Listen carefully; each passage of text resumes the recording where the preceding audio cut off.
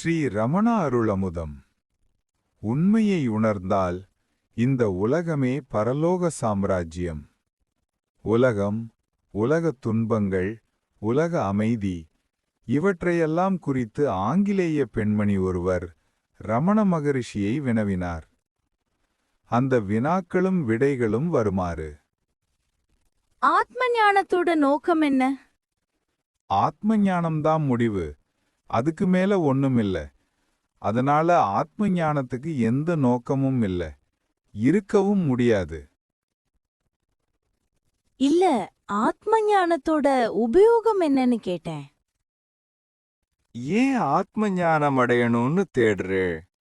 பேசாம இருக்கிற மாதிரியே ஏன் இருக்கக்கூடாது? ஏன்னா இப்போ இருக்கிற நிலை திருப்தியா இல்ல.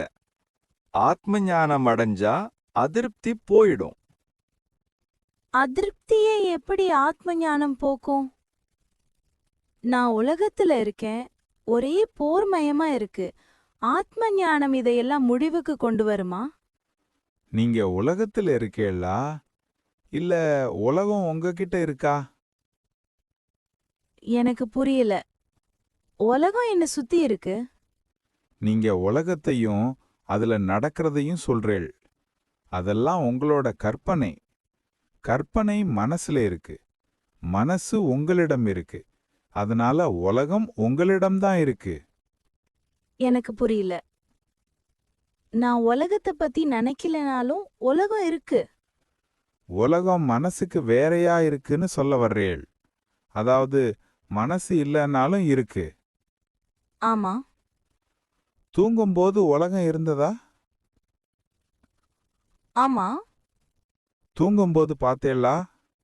இல்ல, நான் பார்க்கல. ஆனா அப்போ முழிச்சிருந்தவங்க பார்த்தாங்க. தூங்கும்போது முழிச்சு கொண்டிருந்தவாளை பார்த்தேளா, இல்ல இப்ப பார்த்தேளா? என்னோட விழிப்பு நிலையில. அப்போ நீங்க சொல்றது விழிப்பு நிலைய பத்தி, தூக்கத்தை பத்தி இல்ல. கனவுலையும் விழிப்பிலையும் மனசாலேயே தான் உலகம் தோற்றமாகும். தூங்கும்போது மனசு ஒடுங்கிடுறது. உலகம் விதை வடிவிலே மனசுல இருக்கு. அது மீண்டும் விழிப்பிலே மரமாகிறது, உலகமாகிறது. நான்கிற ஒரு எண்ணம் கிளம்பி உடம்ப பிடிச்சுக்கிறது, பிடிச்சுக்கிட்டு உலகத்தை பார்க்கறது. அதனால உலகம் மனசோட படைப்பு. எப்படி இருக்க முடியும்? உலக போருக்கு நானா காரணம்? ஏன் இருக்க முடியாது? கனவுல ஒரு உலகத்தை நீங்க படைக்கலையா? விழிப்பு ஒரு நீண்ட கனவு.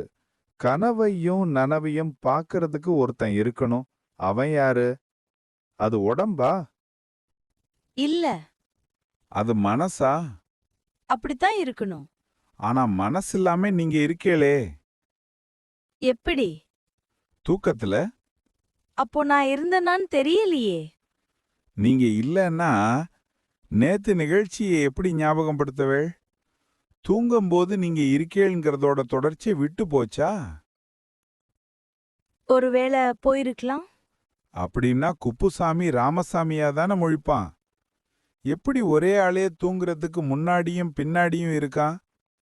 நான் சுகமா தூங்குனேன்னு சொல்றேன் இல்லையா? நல்லா தூங்கி எழுந்த பறம் ரொம்ப தெளிவா இருக்கேன்னு சொல்றேளே, அப்ப தூக்கம் உங்களோட அனுபவம் தானே? தூக்கத்தை அனுபவிச்சவன்தான் இப்போ விழிப்புல பேசுறவனோட தன்னை சம்பந்தப்படுத்திக்கிறான். அதனாலதான் அப்படி சொல்றான். அப்போ நீங்க தூக்கத்துல இருந்திருக்கணும். ஆமா. அப்போ நான்கிறது தூக்கத்துல இருந்தது. ஆனா அப்போ உலகம் இருந்தா அது இருக்கேன்னு சொல்லணும் இல்லையா? இல்ல, ஆனா இப்ப சொல்லுதே. உலகம் இல்லன்னு இப்ப சொன்னா கல்லுல மோதி கால்ல காயம்னா படும். காயம் கல்லு இருக்குன்னு சொல்றது, உலகம் இருக்குன்னு சொல்றது. ஆ, கல்லு கால்ல வந்து மோதித்து காலா சொல்லித்த கல்லு இருக்குன்னு. இல்ல, நான் தான். யார் இந்த நான்? நான்கிறது உடம்பா இருக்க முடியாது, மனசா இருக்க முடியாதுன்னு ஏற்கனவே பார்த்துட்டோம். நான்கிறது தான் 3 நிலையிலையும் இருக்கு, அனுபவிக்கிறது. இந்த 3 நிலையும் நான்கிறதா பாதிக்கிறதே இல்ல. சினிமா படம் ஸ்கிரீனை பாதிக்காத மாதிரி 3 நிலை மாறி மாறி வந்தாலும் நான்கிறத பாதிக்கிறதில்ல. இந்த படம், அதாவது விழிப்பும் கனவும் மனசு போடுறது தான். இந்த படங்களால நமக்கு ஒரு பாதிப்பும் இல்லைன்னு எப்பவும் இருக்கிற நான்கிறத தெரிஞ்சுக்கிறது தான் ஆத்ம ஞானம். அதோட பயன் முழுமையும் மாறாத ஆனந்தமும். உலகத்தோட அமைதிக்கு எதுவும் பண்ணாம நாம மட்டும் அமைதியா இருக்கிறது எப்படி முழுமையான ஆனந்தமாகும்? எப்படி ஸ்பெயின்லயும் சீனாலயும் போர் நடக்கிறப்போ ஒருத்தன் ஆனந்தமா இருக்க முடியும்? அது சுயநலம் இல்லையா? உலகம் கஷ்டப்படணும், நாம மட்டும் சும்மா இருக்கணுமா? நான்கிறது தான் இங்க எல்லாமும் அதை தாண்டினதும்னு புரிய வச்சாச்சு. உலகம் நான்கிறதுக்கு தனியா இல்ல. அப்படி இருக்கிற நான்கிறத உணர்றது சுயநலம்னா, அந்த சுயநலம் உலகத்தையும் தனக்குள்ளேயே தான் சேர்த்து வச்சிருக்கு. ஆட்சேபனைக்குரியதில்ல. அப்போ உண்மைய உணர்ந்தவனும் மத்தவங்கள மாதிரி தானே வாழ்வான்.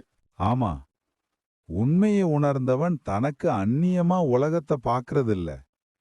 அவனுக்கு உண்மை நல்லா தெரியும். குறையில்ல, நிறைதாங்கிறான். அவனோட அமைதி பாதிக்கப்படாது. அஞ்ஞானியே உலகத்தை தனக்கு வேறா பார்க்கறான். எதுவும் சரியில்லைன்னு குறைபடுறான். அமைதியை இழக்கிறான். மத்தபடி பேசுறது, சாப்பிடுறது எல்லாம் ஒண்ணுதான். அப்போ மத்தவங்களுக்கு தெரியற மாதிரி ஞானிக்கும் உலகத்துல போர் நடக்கிறது தெரியுமா? ஆமா, அப்போ எப்படி சுகமா இருக்க முடியும்? சினிமா ஸ்கிரீன் படத்துல வர்ற நெருப்பினாலேயோ கடல்னாலேயோ பாதிக்கப்படுமா? அப்படிதான் ஆத்மாவும். நான் உடம்புதாங்கிற எண்ணம் கெட்டியா இருக்கு. எவ்வளவு சொன்னாலும் புரிஞ்சாலும் அதை தாண்ட முடியல, அதை விட முடியல. ஒருத்தன் கனவு காண்றான், முழிச்சா கனவு பொய்யின்கிறான். விழிப்பு மற்ற 2 நிலைகளிலும் பொய்யாயிடுறது. ஒவ்வொரு நிலையும் அடுத்ததுல பொய்யாயிடுறது. அதனால பார்க்கறவன்ல ஏற்படுற மாற்றம் தான் 3 நிலையும். அல்லது எதனாலையும் பாதிக்கப்படாமலும் இடைவிடாமலும் இருக்கிற ஆத்மாவுல ஏற்படுற தோற்றங்கள் தான். அப்படியே தான் பிறப்பும் வளர்ப்பும் இறப்பும் ஆத்மாவுல ஏற்படுற தோற்றம். பிறப்பு இறப்பும் வெறும் நினைப்பு தான். அது உடம்புக்கு தான் அல்லது மனசுக்கு தான். ஆத்மா பிறக்கிறதுக்கு முன்னாடியே இருந்ததுனால இறந்ததுக்கு அப்புறமும் மாறாம இருக்கும். அடுத்தடுத்து வர்ற உடம்புகள்லயும் அப்படியே தான் நடக்கும். ஆத்மா அழியாதது. தோற்றம் மாறிக்கொண்டே இருக்கும், அழியும். மரண பயம் மனசுக்கு தான், ஆத்மாவுக்கு இல்ல. அந்த பயம் அஞ்ஞானத்தாலேயே ஏற்படுறது. ஞானம்னா ஆத்மாவோட அழிவற்ற தன்மையை உணர்றதும் இந்த முழுமையை அறியறதும் தான். சாவு ஒரு எண்ணம், துக்கத்தை கொடுக்கிறது. அழிவற்றத உணர்ந்தா அது ஓடிடும். உலகம் கனவுனா அது எப்படி எப்பவும் இருக்கிற உண்மையோட பொருந்தும்?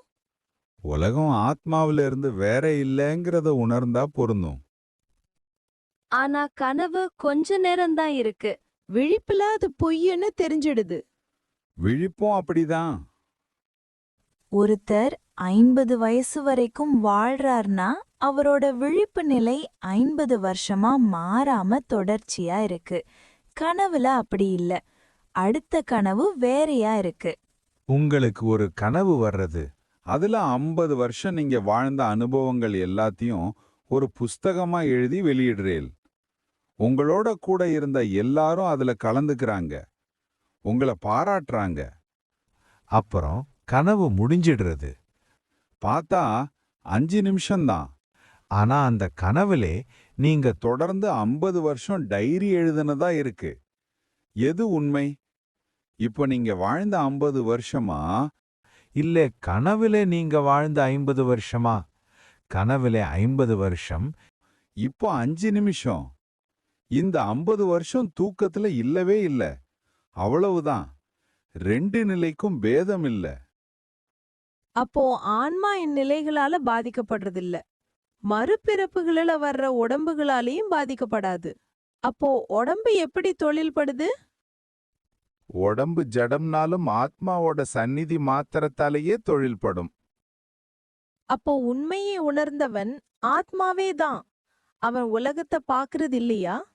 அவன் பாப்பான், ஆனா ஆத்மாவுக்கு அந்நியமா இல்ல. உலகத்தை பாக்குறப்போ ரொம்ப துக்கமா இருக்கு. அவன் ஏன் உலகத்தை அப்படி கற்பனை பண்ணணும்? ஞானி உலகம் துக்கமா இருக்குன்னு சொன்னானா? நீங்க தான் சொல்றீல். உலகம் துக்கமா இருக்கே, என்ன செய்யறதுன்னு அவங்கிட்ட உதவி கேட்கிறீள்.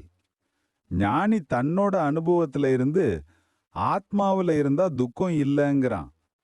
துக்கம் உலகத்தை நம்மள இருந்து வேறா பார்க்கறதால தான் இருக்கு. அத நம்மள இருந்து பிரிக்கவே முடியாத மொத்தமா ஒரே ஆத்மாவா உணர்ந்தா எதை பத்தி கவலைப்படுறது? உண்மையை உணர்ந்தவனுக்கு இந்த உலகமே பரலோக சாம்ராஜ்யம். பரலோக சாம்ராஜ்யம் உனக்குள்ள இருக்குன்னு சொல்றதுக்கு அர்த்தம் இதுதான். அது இங்கேயே இப்போவே இருக்கு. ஆதாரம்: ஸ்ரீ ரமணாசிரம வெளியீட்டு நூல்கள்.